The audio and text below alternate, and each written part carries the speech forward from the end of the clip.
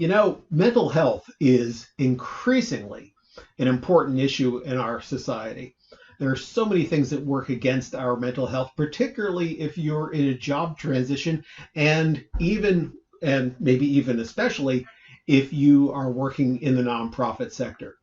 Hi, my name is Matt Hugg, and I am pleased to bring you this presentation by Great Careers BENG, the Business Executives Networking Group, on mental health and a job transition.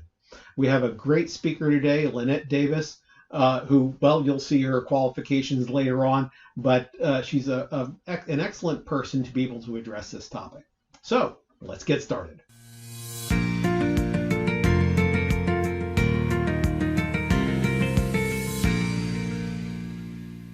Before we begin, I would just like to both disclose and disclaim that I am not a medical professional or a licensed clinician. And so anything that I share is shared from my own personal experience as a peer advocate.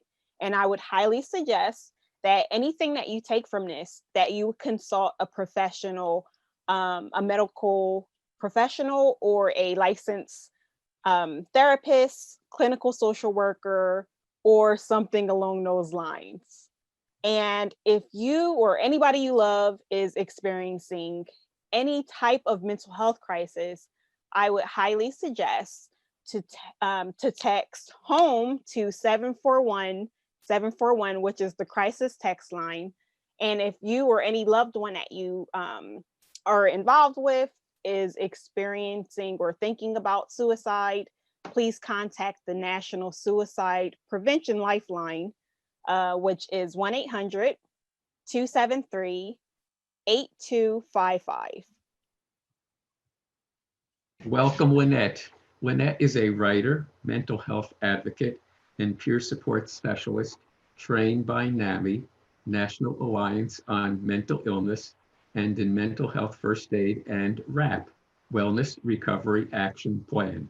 She is the Amazon top-selling author of Success to Die For, Breaking Down Assumptions About Anxiety, Depression, and Suicide, and Their Impact on Business Women, and a contributing author of Illuminate by Barclay Press. Her insights have been shared on media platforms such as South Jersey Biz Magazine, Healthcare Revolution, and Wellness Council of America, WellCOA. Lynette graduated magna cum laude from Rutgers University with a BA in sociology and is currently enrolled as a seminarian at Earlham School of Religion. Lynette, thank you very much for joining us today. I look forward to your presentation. Thank you so much for that wonderful introduction, Samuel, and thank you all for being here. I am excited to be here. Just as an overview, I'm going to do a very general and holistic presentation, and then towards the end, it's going to be very practical, where I'm going to give some examples of ways we can practice some of the things I talk about. And if you feel inclined to, you can get up and do some practices with me. My practices are take an embodied approach. And so we will actually move. But you don't have to if you don't want to. So I just want to give that caveat. All right, so my topic is tending to your mental health and well-being while in a career transition. So I'm going to tell a really brief story about my own career transition, and I'm going to be as brief as possible. So many moons ago, I used to work in the field of substance abuse, and I worked in New Jersey, it was called DIFUS, in the DIFUS office, which was equivalent to whatever your state's Division of Youth and Family Services is. And I worked in the substance abuse unit. And I really liked that field. I had actually interned in that field before I even got my job. So I knew that I wanted to work in substance abuse. But somewhere along the lines, I really started burning out. I worked in the city of Camden, and my dreams of I'm going to go rescue the world was quickly shut down. And not so much because of the clientele that we worked with, although that was a part of it, but mainly because of the politics behind it.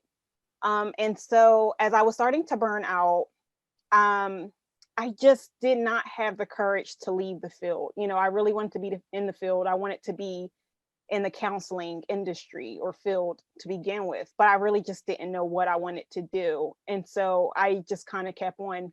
Eventually, I started getting really sick because being stressed out and constantly going into work was starting to not only mentally take a toll on me, but to physically take a toll on me as well, which is typical of what happens when you're in a place where you really feel like that work is draining, it's not fulfilling, and it's taking a part of your soul, which eventually comes into your body.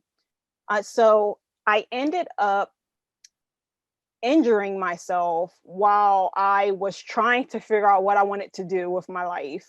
And I started dancing again because I used to dance in high school. And so I was attempting to break dance, and this is kind of funny, and I broke. so so I ended up going on disability leave.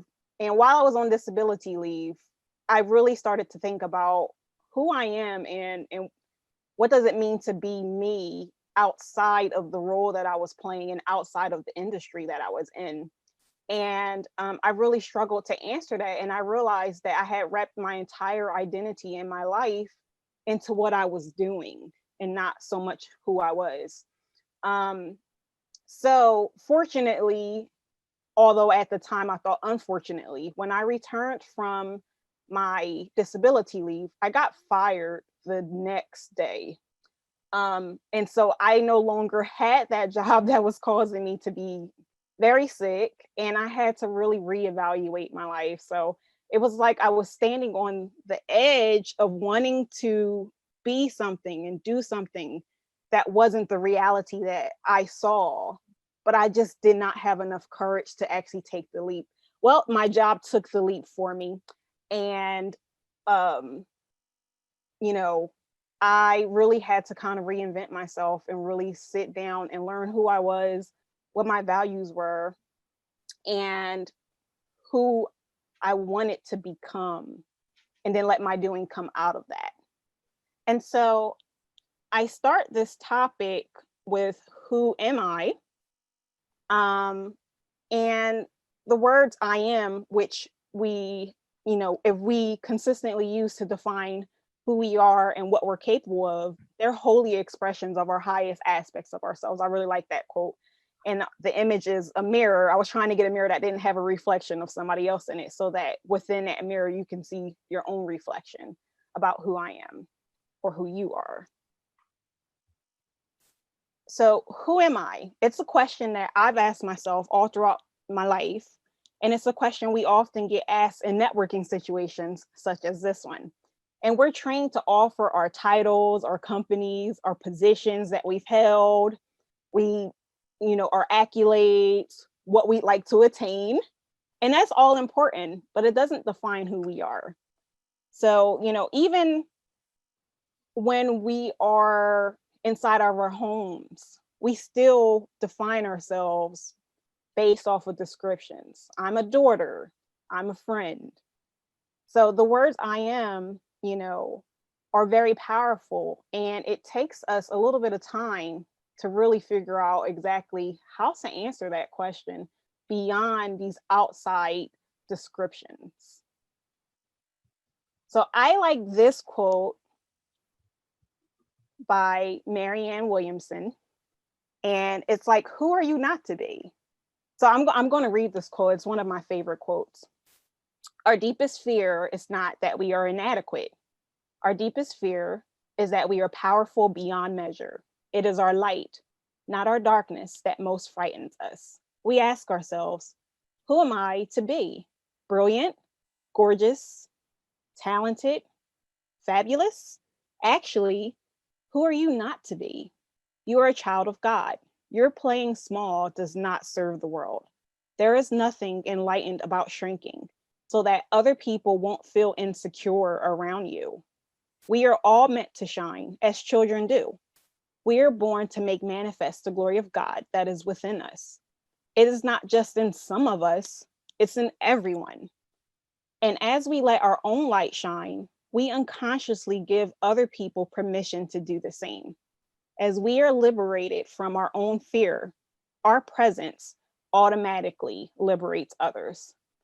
And that's a quote that has really sat with me over the years. And it's famous enough that even Nelson Mandela, who a lot of people know, who really sparked a lot of change over in Africa, he recited, and a lot of people actually thought that it was his quote.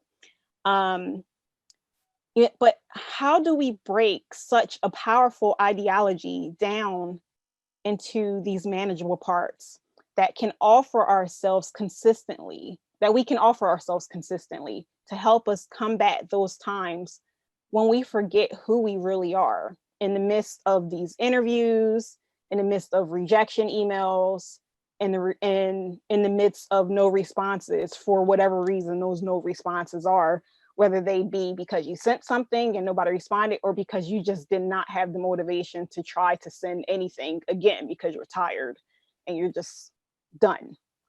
So just some really quick stats.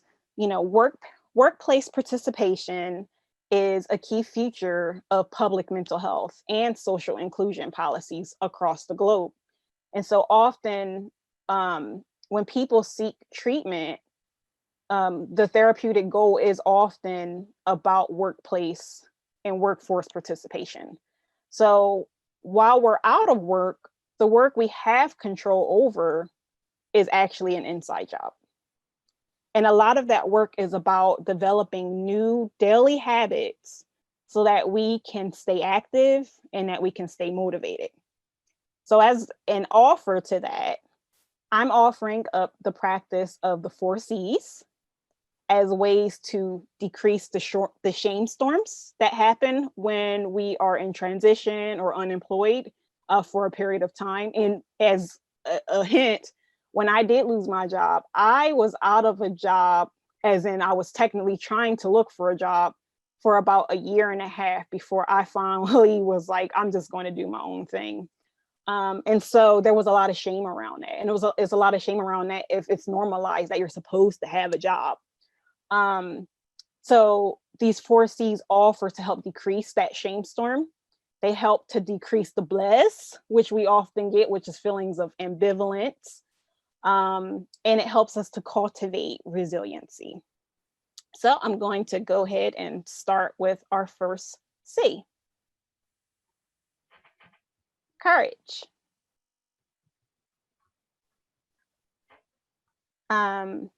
So quickly defined, courage is mental and moral strength to venture, to persevere, and withstand danger, fear, or difficulty. And I like this quote by Maya Angelou. I like a lot of quotes, so you'll see a lot of those in here.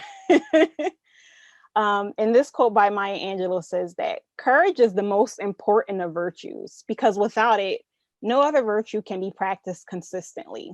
You can be kind and true and fair and generous and just and even merciful occasionally. But to be that thing after time, you have to really have courage. And, in our day-to-day encounters, we politely accept behavior that if we were brave enough, we would never stand for. In my example at my job, I tolerated my job and I constantly accepted being treated less than, not being paid my worth, even though I worked more than my share of work and did more of my share of work. It still was never really appreciated. And so, yet, if we stood up to every opponent, we would be barbaric, right? So how do we live with ourselves when we're humiliated and fearful?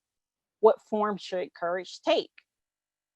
And I'm reading from a William Ian Mill, and he says that courage is a virtue that allows us to face real risks. The opposite of being a coward isn't necessarily being courageous. And we have to sometimes kind of pause and go, okay, what's this courageous act? What is ordinary courage? Well, ordinary courage is about being vulnerable and having the will and the motivation really to be vulnerable in the face of things that feel very shameful to you. That's the way I look at ordinary courage. So it's not this big huzzah kind of thing that you have to do to make it seem like you're this lion that's roaring, right? It's more about how can I offer myself up in a way that shows that I'm human and I'm being vulnerable, and to share that, you know, I'm scared or that I would like to make a change, but I don't know the steps to take. And would you be able to help me? That's real courage. That's ordinary courage. So, and you know, Marianne Williamson again says it takes courage to endure the sharp pains of self-discovery rather than choose to take the dull pain of unconsciousness that would last the rest of our lives. And so the reason why I start with courage is because it takes that ordinary courage, that vulnerability, to be able to even put yourself in a networking space like this. And these networking spaces are important because they introduce us to the next C that I would like to talk about, which is connection. And so connection, as the energy that exists between people when they feel seen, when they feel heard, and when they feel valued. And then we can give and receive without feeling judgment. So, you know, being able to come into spaces where we can really genuinely connect with each other, when we can really genuinely talk about the things that would typically make us feel shameful, that would make us feel as though we shouldn't tell anybody these things because we think we're the only one that's going through them. But when you're in a space of connection, you're able to be vulnerable, which is that ordinary courage, and you're able to share these things. And research has shown that being able to talk about the things that have bothered you actually helps decrease the stress, the anxiety, and depression versus somebody who doesn't. So being able to talk in safe spaces where people can give and receive without judgment is actually good for your mental health. And there's the science to back that. Okay. And then, you know, the next C is actually care, but it's actually self-care that I'm talking about. And self-care in general has been defined as any activity that we do deliberately in order to take care of our mental, emotional, and physical health. I prefer the 1980s concept by Audre Lorde, who was a feminist. And she says, I had to examine in my dreams as well as in my immune function test the devastating effects of overextension. Overextending myself is not stretching myself. I had to accept how difficult it is to monitor that difference. And, you know, I really like that because we seem to pride ourselves with badges of honor on how much we can take and how much we can pile on our plates. And self-care is really about looking at all the plates that you have and going, all I need is one plate, and I just need to fill my plate with the food that I need to nurture myself and to take care of the things at home that need to be taken care of without overburdening your plate so that you're so full and stuff that you can't even function anymore properly. And that's not really easy to do. It's something that takes time and really an effort to do, because like I said, we come up in a society that's constantly telling us that who we are and what we do matters as long as we're productive, as long as we're efficient, and as long as we are essentially, you know, commodifying ourselves for the use of others. And that's not what self-care is about. Self-care is a direct opposition to that. Or as Audre Lorde says, it's an act of political welfare. And I would say really it's an act of you know, kind of a rebellion against things that have been standardized, but that have constantly created more anxiety and more depression in this world. Okay. And then the fourth C is self-compassion. And self-compassion entails being warm and understanding towards ourselves when we suffer, when we fail, or when we feel inadequate, rather than ignoring our pain. So I think this is really important for us to have, especially when we're trying to practice these other things, because sometimes, somebody will say, okay, all you need to do is just do some exercising, or all you have to do is do this, or you just need to go talk to a therapist. And sometimes you go, okay, well, that works for you, but that doesn't necessarily work for me. Or, well, I haven't tried that and I'm not really sure if I want to try it. Or I have tried it and I was good for like 3 days, kind of like New Year's resolutions. I was good for like 3 days and then I totally just, plopped on it. And then you feel bad and you go back into that shame storm again, and that kind of offsets all of the work that you have finally motivated yourself to do. And it makes you stuck in that place of not feeling good enough or feeling worthy enough to be able to care for yourself, to be able to offer yourself this mercy, this compassion. And so self-compassion is about saying, I'm going to be kind to myself instead of judging myself. I'm going to see that there's commonality in my humanness versus isolating myself and believing that I'm the only one that's going through what I'm going through, even if it just looks a little bit different for somebody else. And it's also being mindful about who we are in the circumstances that we're in. Right now, we're all in a pandemic, not even just in the United States or even in this greater Philadelphia region, but across the world. So a lot of us are going through something that we can all say we have in common. We're all living in times of pandemic. So, so just being mindful of that helps to bring things into perspective. And, one of my favorite quotes is by my friend, Dr. Diana Quinn, who says that compassion and care are immunoprotective. And basically what she means by that is by offering these practices of these C's to ourselves, it's not only helping us mentally, but it embeds into our bodies and it's physically healthy. It helps us to be physically healthy, to be fit, and to be holistically well. So we're going to now jump into some practices here. And yes, that's me doing some dance practices there. We're not going to fully dance, but I wanted to talk and walk you through some movement practices that can help us put some of those 4 C's into work. And so let me give you a little background, because there's research that supports these practices and the effects on our lives. For instance, with self-compassion, when we mindfully accept that the moment is painful, and that painful moment might be that we're not sleeping well, or that painful moment might be the fact that we've been unemployed and we haven't gotten any jobs or any hits. So we mindfully accept those moments as painful and we embrace ourselves with kindness and care in response. And we remember that imperfection is a part of our shared experience. Excuse me.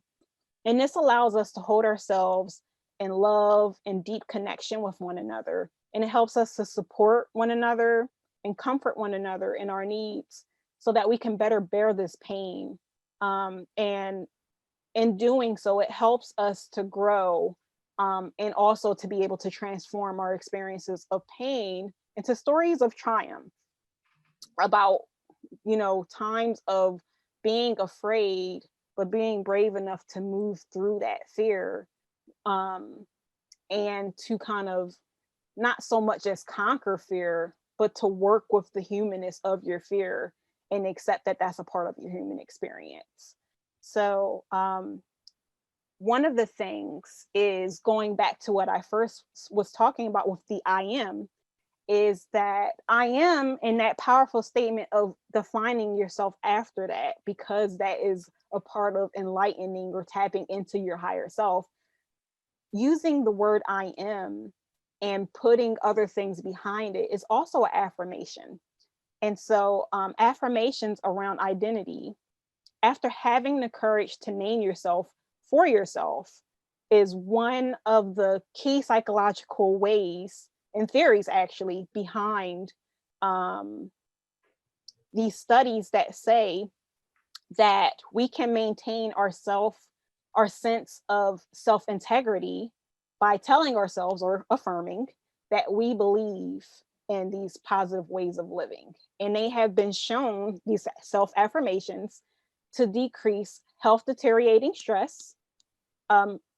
Affirmations help and have been demonstrated to lower rumination, which rumination, just in case you don't know, is this fluffy psychological, this big psychological term to basically say to think about the same thing, to obsess over it over and over again. Oh, I'm never going to get a job. Oh, I'm never going to get a job. Oh, I'm never going to get a job. And, so having these self-affirmations is basically rewiring your brain so that not only do you begin to say it, but you begin to believe it. And by doing so, it opens up your field of vision so that you can see opportunities that you wouldn't be able to see, because the only thing that you're seeing when you ruminate is what you're ruminating about it. And so one of the practices that I do personally is I take a 10 to 15 minute self-love break.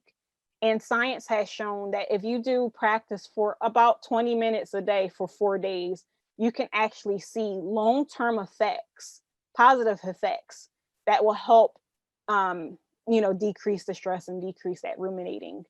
And so even just 10 to 15 minutes a day actually shows that you will see a more positive effect versus not doing anything at all. So it's not really begging to ask that much of your time if you can set aside at least 10 minutes, although the ideal time frame is 20 minutes, but 10 minutes a day, if 4 days a week or 5 days a week, actually really goes a long way. And you might not see immediate effects, but for the long haul and for the long term, you will begin to see effects, not just mentally, but physically as well. So I suggest you choose any set of activities that you can do within that time frame, that you would write them down, and then pin them on your wall where you can see them. You can't see mine, but on the side of mine, I actually have a whiteboard of all of the different practices. Now, because I'm a seminarian, I wrote out a rule of life, and we would need a whole nother workshop for that one. But so here is, so I'm going to walk you through 2 sample practices of what I do. So one I call the retell who I am story exercise. And what you would do is you would take 1 to 2 minutes to write who you are beyond a job title. You can use your values, you can write your attributes, your passions. And so you would take 1 to 2 minutes to write that down. And there's power in writing things down, especially if, you're in between therapy sessions or peer support group. Just writing it down actually is therapeutic in and of itself. And then you can take what you've written down to your therapy group or have something in mind when you go and participate in peer support groups. So here's some examples of mine. I would say I am, and not just the title, but I am a deep listener. I am a unique expression of infinite love, etc. And you would just go on and write these affirmations about who I am for 1 to 2 minutes.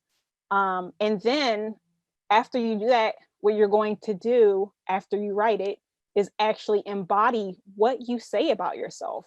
And so let me move my chair, and I'm going to get up and show you. Hopefully all of my head doesn't disappear because I'm actually in my attic office. And so what you're going to do is you're going to place one hand over your heart where you can feel your heartbeat, and one in your gut. Let me move up so you can see. And you're going to say your I am affirmations, the very ones that you wrote down. And you can do that practice for a good 10 minutes, saying your I am. And it could be only one of the things that you've written down, depending on the day. You know, if you're really stressed out about sleeping and you want to say, you know, I am a person who sleeps well and, you know, gets good rest. You know, that's your affirmation. And so I am a person who sleeps well and gets good rest. You want to try really to speak in the positive and an affirmative rather than saying, I am not this. It's who am I? Who are you? And really putting your hand on your heart and your gut is helping you and your body to memorize that. So not just in your mind, but to literally feel your affirmation by putting your hand on your heart and on your gut. And another practice that I do is a grounding practice that I use when my mind is ruminating, because I'm a person who actually lives with an anxiety disorder. And so I ruminate a lot, actually. And so one of the practices that I was told was to center myself and get back into present. And so I took that advice from my psychologist and I took my own experiments with affirmations and I wrote out an affirmation and some movement so that I could embody that affirmation and get back to present. So let me just make sure I see everybody. Okay. Because sometimes I can keep going and not realize what's going on. And so we're going to do this and I'm going to show you the quick movements and then I'm going to say the affirmation and you can follow along with me. You don't have to know the affirmation by heart. I'll repeat it, but I'll at least give you the movements. So the first movement, which incorporates breath work, and there's a lot of research around breath work for helping with getting centered and getting present so that you can stop thinking about all the things that are stressing you out, is taking a deep breath in and out. Okay. And the next time we take a deep breath, we actually pull our arms up with the deep breath in and come down slowly with our arms as we breathe out. And again, I'll repeat it. We go up while we're taking our deep breath in. And we come down, exhaling our breath that we just took a deep breath in. And then we come up again with the deep breath in. And this time we're going to go all the way down on our exhale to touch our toes. And if you can't reach your toes all the way, it's okay. Go down as far as you can without it being painful. Some people just kind of stop at their knees, which is fine. If you do go to your knees, I would say try to flatten your back as much as possible. And you can do that by touching the back of your shin if possible. And then coming up slowly and straightening your back up. And so I do those movements along with the affirmation that I've written out. And my affirmation goes like this. And I'll just say it right now and then I'll do the movement. So my affirmation is infinite love. This is what I call it. I call it infinite love because I need to tap into that infinite connection, right? That connection, that infinite connection that is my shared humanity. And so, and I would like to believe that at the core of our shared humanity is love. And so I say infinite love flows within me. It flows throughout my body, from the top of my head to the soles of my feet. I and infinite love are one. So again, I'm tapping into this connectivity, which is something we need to do when we're feeling alone and isolated and that nobody else can understand us. Okay, so I'm going to now do it with the body movement. And again, you could do the body movement with me. And if you don't want to be on the video, you can turn off the video so that you don't have to do it, but I'm going to do the entire thing. And normally when I actually go up, I clap so that I can really feel the words that I'm saying. So here we go. Deep breath in and out. Infinite love flows within me. Deep breath in.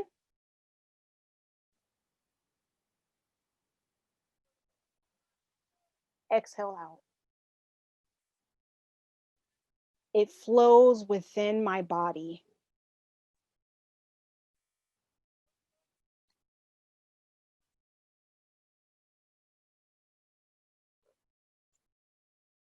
From the top of my head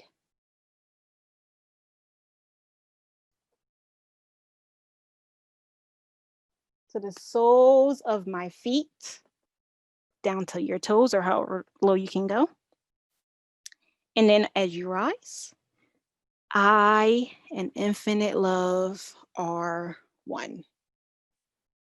So I do that a couple of times to help me to stop ruminating and to get out of my head and get into my body so that I can open up my field of vision, like I said, to see other possibilities, to see what I'm missing when I'm too stressed and too worried to see anything beyond what that stuckness is leading me to believe about myself and who I am.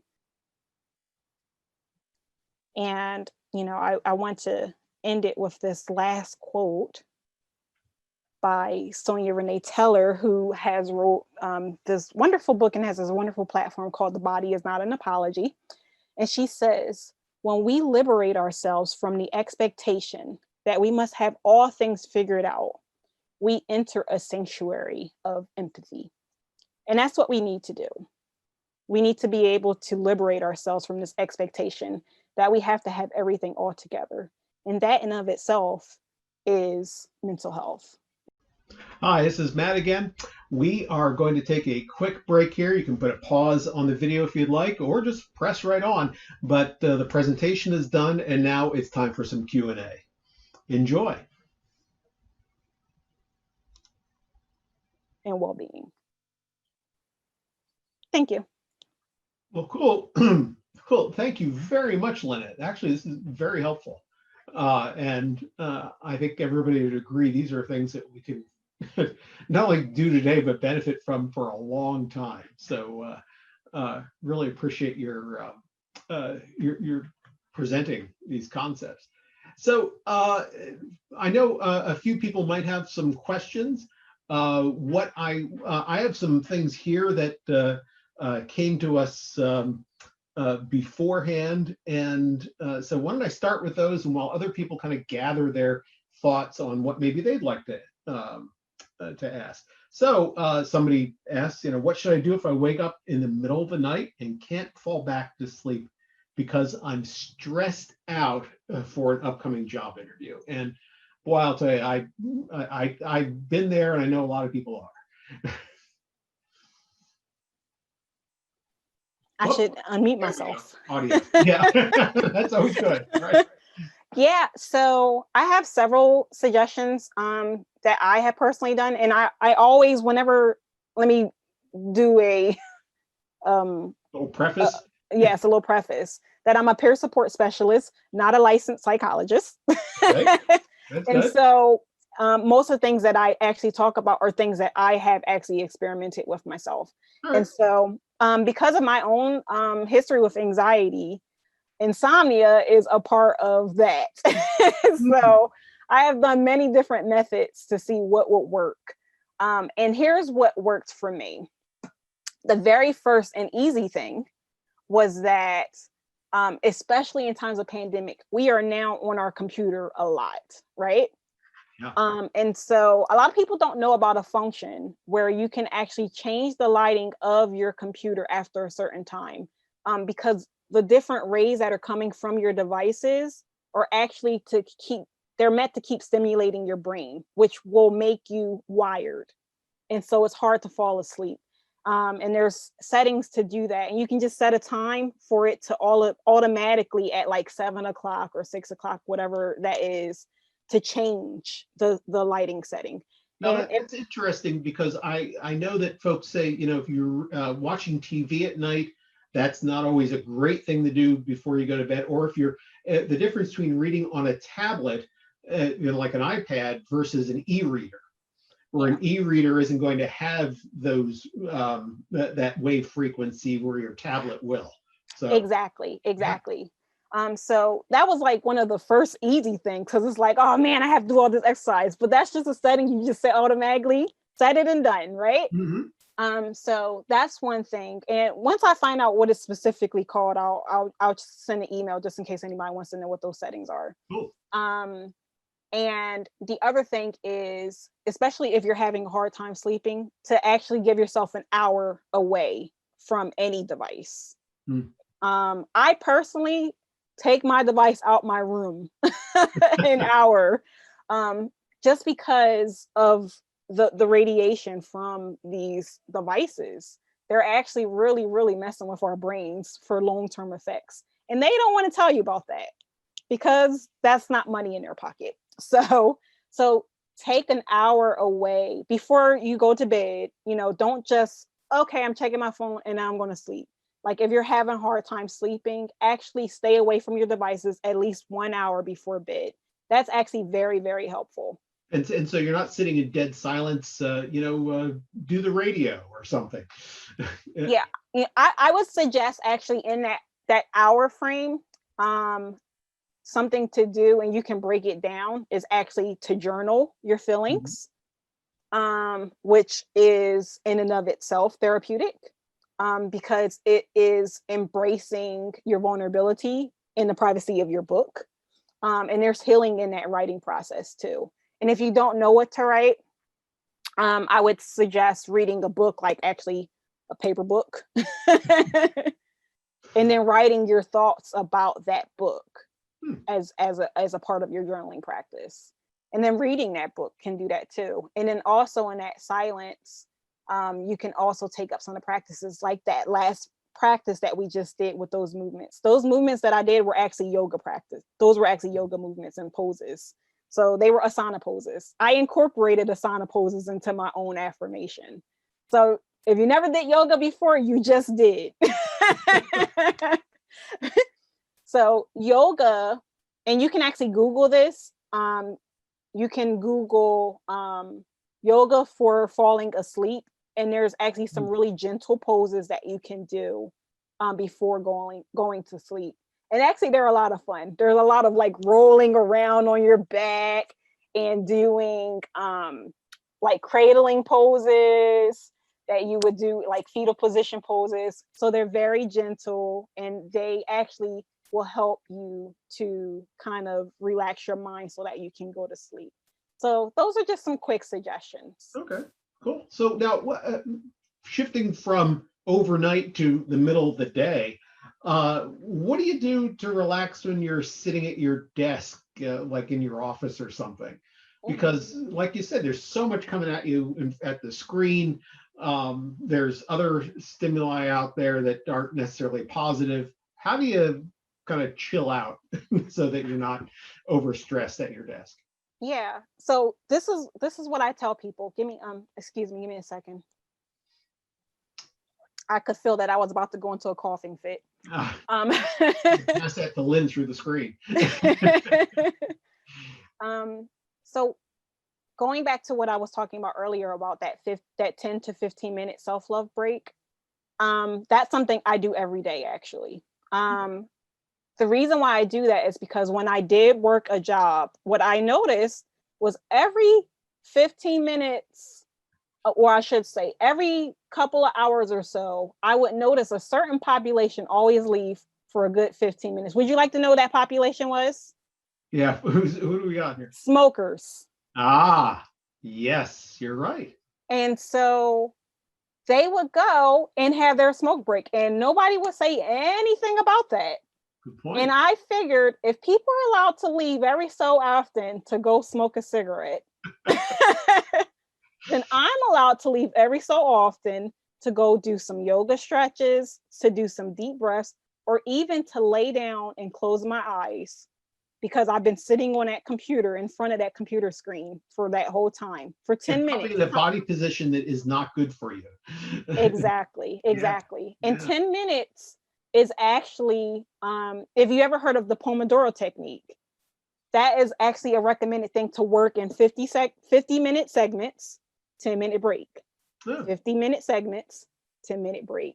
And it's actually a method that helps increase productivity. It's And so probably where they got sitting in a classroom for that long and then going changing classes. that is actually good point. But we don't do that as adults. We forget about those basic things. And But it's so they interesting help.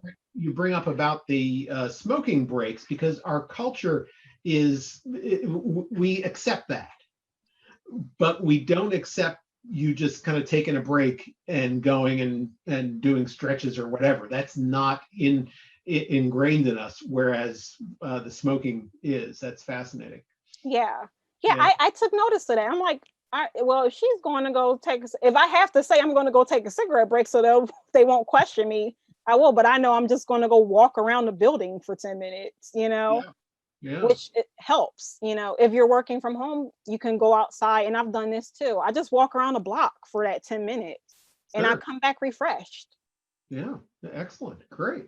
Well, so somebody else. So I'm feeling worn out and having trouble focusing on my work or job hunting. What do you do? What's the so we talk about how do you break out of work, but now, like, how do you jump back in and get into that so you're more effective? Yeah. I mean, that goes back to that Pomodoro technique, Hmm. actually. By working in those segments and taking that break, you actually come back more refreshed. That's what the science is behind that. Okay.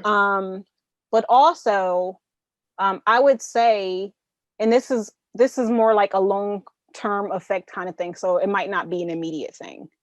But what helps stimulate your imagination, and this is something you might have to do in off the clock time, is actually to take up a craft of something else that Okay. you do.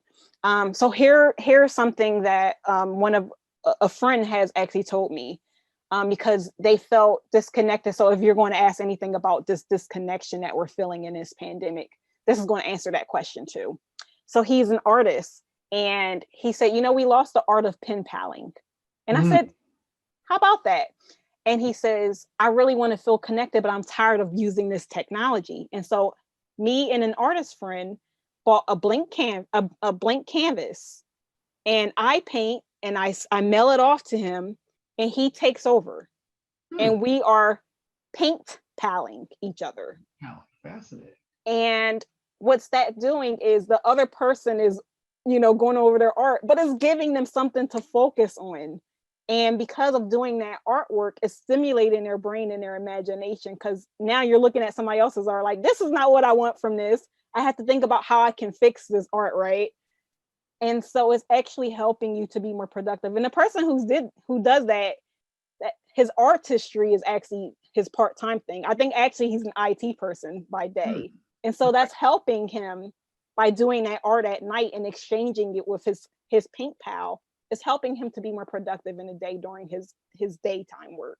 So it's not necessarily what you're going to try to sit down at your desk and do immediately. It's actually things that you're doing off time, you might say, and then you can kind of help you refocus on what you're doing there. Exactly. Yeah, Exactly. yeah, fascinating. So, we can't. We're officially the Nonprofit Career Network, so it's important to ask something that might be nonprofit related. Are there specific issues that and you've worked in the nonprofit world, that you have seen that are focused, that nonprofit people deal with, that aren't necessarily what you're seeing in the corporate world or in government or something? Compassion fatigue.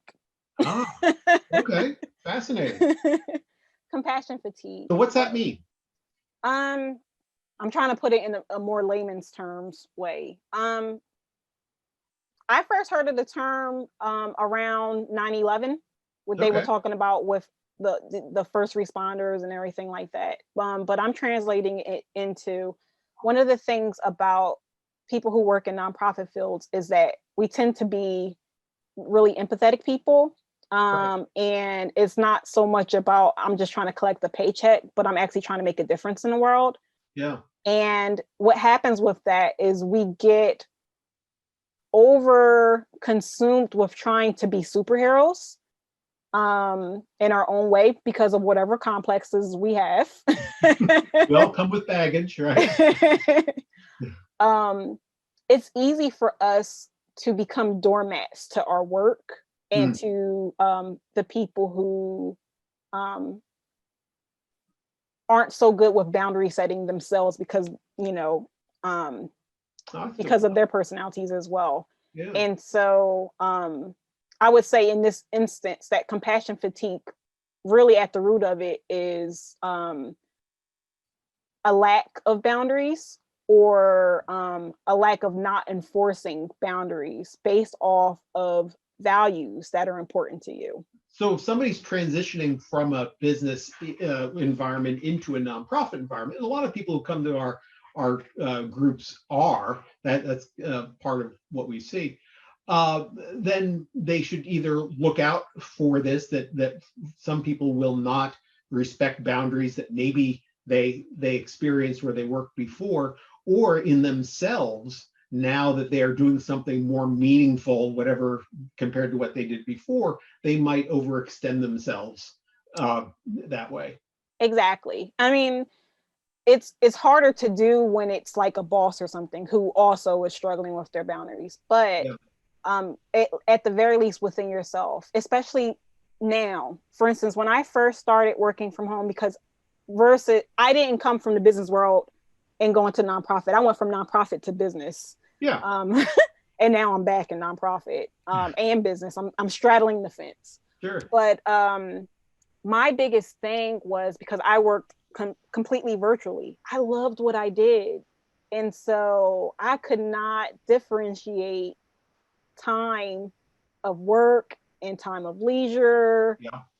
I had a hard time ending it because I was like, well, this is fun for me, Right. Yeah. but it was technically my work for the day. And so I needed to be able to actually put a boundary within myself. Lynette, you are done at 9:00. You're turning off your computer. There is no more social media. That's it. I'm writing this down. 9:00. They have now these awesome little apps and stuff that will Yeah. just automatically do it for you. So 9:00, you're done for the day. You're done with work. You're done with leisure, which I like reading comics online. So Well, I can appreciate that. I grew up in a small business family, and my dad was always, the dining room table wasn't our dining room table; it was his home desk. yeah, Because he would come home and bring everything from the store and lay it out, and so making those, again, boundaries between work and our own lives were really difficult. And in fact, all my siblings and me all do that. That because we had you could say, either a good or a bad role model, depending on how you want to look at it. Well, this is great. Other folks chime in. Sam? So, for those who are transitioning from the corporate world to the nonprofit world, or I'll comment more on if you're transitioning to a small business. So, and this for people to think about, because Matt's illustration of the dining room table was dad had a retail store, but the dining room table was his business office. And I like your point about compassion fatigue. So I've actually worked in small nonprofits where so small that the conference room is also the lunchroom. And I can recall going to meetings as the consultant, and we bumped out someone who was eating lunch. So where did they go to finish their lunch? Their desk. So my point is, part of one may want to make sure, and I I tell myself this also. Make sure that who you're working with is not too zealous about the mission, because they'll find you at lunch, and I can recall once having going out to lunch with a volunteer who had previously been the organization's treasurer, who he was retired, and he said, when I worked, I never and would go out to lunch with people, I would never talk business at lunch. And just as you've said, part of self-care and self-compassion is our lunchtime, whether it's 15 minutes or an hour. If it's about lunch and doing what you like to do, we're taking care of ourselves. I'm taking care of myself. I read the bridge column when I have at lunch because it relaxes me. It's a break from the stuff I deal with. So, part of, I'll just cut to the chase, for those who are looking to transition, take a good look at the environment of organizations that you might be working in, because there may be physical cues separate from the verbal cues as to whether your lunch hour is your lunchtime, or whether you can take that cigarette break, or we'll call it the walk around the park break, or not. Something Michelle is, I don't know if you've started or considering starting her own nonprofit, but that's something to keep in mind, is what we're talking about here, not only for ourselves, but for the people who might be volunteering or working for ourselves, to make sure they get a little bit of space so they can be long-term people with you and not get burned out with that intensive, because Michelle's going to just like harass them the whole day to get things done because that mission is so important. I had a thought it was a great presentation, Lynette.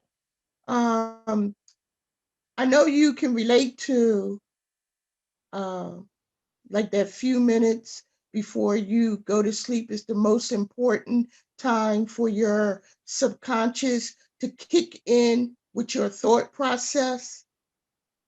Like, you are supposed to be thinking about the I ams. Yes. Right before, like, you're not supposed to be watching no TV or nothing like that, because that's going to be programming in your mind as you are falling off to sleep. You're supposed to be thinking about who you are, or the I ams, because that's the most important time when your subconscious kicks in. Right before you go to sleep and when you're waking up. Yes, that's correct. Which is why typically I like to do light reading before I go to sleep. Mainly because I'm a student right now, and so me reading before I go to sleep, some of the topics that I'm doing actually sticks in my brain better the next day at night, if I read at night. So yes, that's correct. Right. Okay. Yeah, I read history books because I just like history. I'm reading something on the history of France, and so it had nothing to do with anything, just my own thing. But you're talking about compassion fatigue. Also, we should emphasize isn't necessarily a problem of the people who are direct support people, mission providers in an organization. I'm looking at Angela here, and I'm thinking, she's an accountant, and she's going to be working with an organization as their accountant. So she's not necessarily serving the people directly, but you might, as an accountant, feel the responsibility to make the numbers work because these people depend upon me, and spending, being thrifty or whatever, so that we can deliver more mission. So shouldn't get caught up in that problem because you think you're immune from it because you're not directly providing service. Yeah, and that goes back into what I was talking about with that I am, since we just brought that up. Remembering who you are, and it helps to be able to take off the cape of I have to fix and I have to save everything, coming from that mindset of I have to make these number right. I have to do this. Mhm. Or, so ruminating on that, and then coming back to your center Mhm. and embracing that humanness of who you are and all the other aspects of who you are, so that, you don't get wrapped up into thinking that you have to be or have to do anything in particular to save. Well, and that the synapse that just tripped in my mind is I can imagine that might be the origin of people doing things they shouldn't. Like, and not that Angela ever would, but if she decides, that, oh my gosh, I have to do this because somebody isn't going to do, get something, so she slants the books one way or another so that so things look better for the next board meeting, so they give more, for example. Yeah. And that's totally inappropriate, but can really get folks caught in an ethical dilemma when they're trying to be too much of a superhero. Exactly. I'd like to actually comment on that. First of all, thank you for bringing that up. For me personally, I felt that way even in the corporate world, like when the numbers weren't working out. I mean, it would really freak me out. Or if I prepared a budget, I remember this distinctly, the first time I prepared a budget and we projected a loss. It took me forever to finish the budget just because I couldn't stand seeing the loss for the year. It was really, really hard. Coming from an audit world, which I was an auditor before, I would never do anything unethical, but it weighs on you. It weighs on your psychologically, it weighs on you. So I can imagine seeing that in a nonprofit world, it would be even harder to deal with. So I appreciate the techniques and the reminding of setting up the boundaries and separating yourself from the mission, So thank you. Yeah. And I also wanted to acknowledge Linda's comments. I didn't see the chat it was hard for me to see the chat and the presentation at the same time, but thank you for your comments. I was just looking at some of them. In the reference to NAMI, yes, I'm familiar with how NAMI was founded. I've been with NAMI for a while too, so. And just so everybody knows, that's what's NAMI stand for? The National Alliance on Mental Illness, I believe. Yes, I always forget it too, actually. That gives people a sense of what what we're talking about here. Yeah.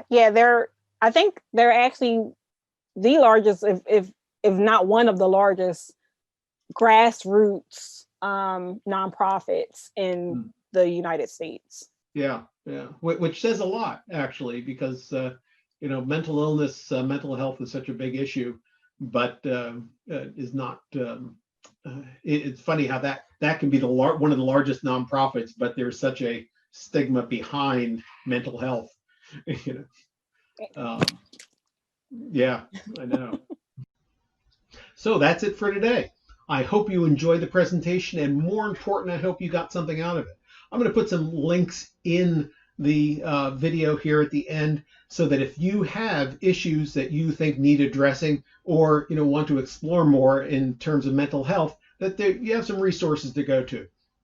But otherwise, I really think it's important, I'm speaking for myself here, that mental health issues are addressed properly for the good of yourself and your job search and the people around you. So don't be afraid to jump in and seek some, as I would put it to other people, different perspective. All right, this is Matt Hugg with Nonprofit.Courses and Great Careers BENG, the Business Executive Network Group, wishing you a great nonprofit day.